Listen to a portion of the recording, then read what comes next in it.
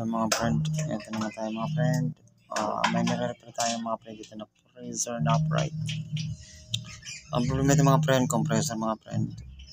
Nag-provide naman yung may-ari ng compressor. Itong sirang compressor mga friend. Maandar ito mga friend, pero wala na siyang bomba mga friend. Medyo okay nga rin itong compressor na ito mga friend, kasi pagka matibay-tibay ito mga friend.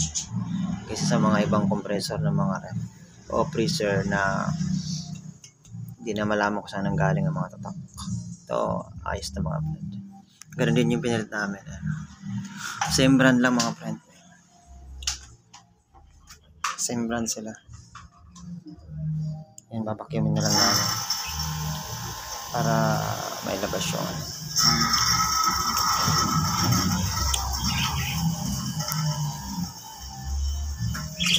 Panasonic ito mga friend.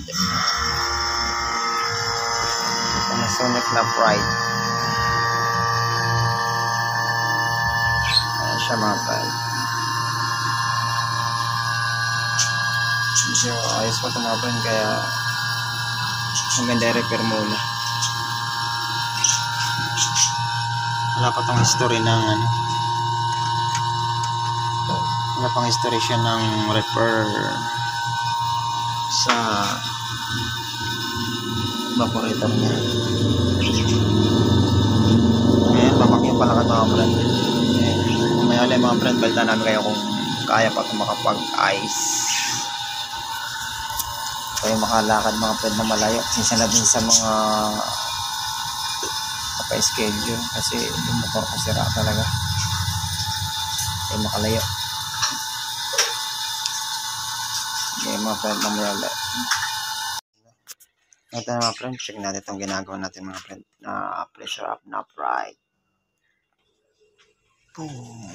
Yan na mga friend. Umusok mga friend sa lamig. Ayan na, nice na mga friend. Ayan. Ayan. Ayan mga friend. Ayan ng ice.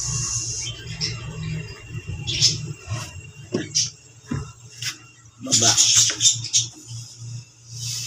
Ayos. Okay na.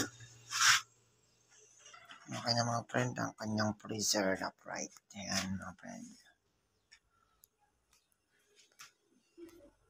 Okay na.